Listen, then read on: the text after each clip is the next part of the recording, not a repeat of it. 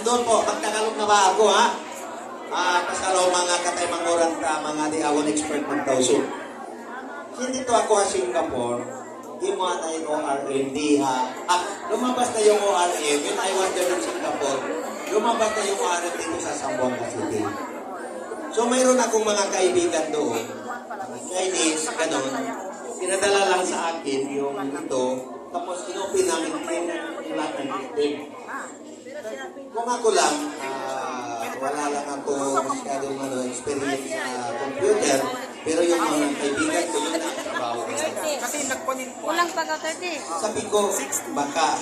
Bayan na siya kanina 30. Bayan na ko kanina 30. So ngayon, binasa namin lahat. Kulang pa Yung 30. task, pag inopin mo yung task, automatically, papasok doon sa kanila. According to mas sila ngayon nag-explain, pero hindi sila URM. Sila binasa nila yun doon, para bang, anong tawag doon yung viewers? Di ba? Ngayon, may mga viewers, yung mga sa TikTok, nagpapaganda, nagpapapangit.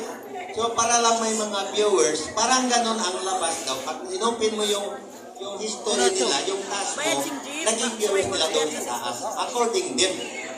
Nagbalik na ako rin. Pangarap mo hindi na ako. So, tapos naman, ngayon, nakita ko doon, pasok ka ngayon, mag-task ka ngayon, papasok agad yung makakita mo, pwede mo i-withdraw doon sa Gcash mo.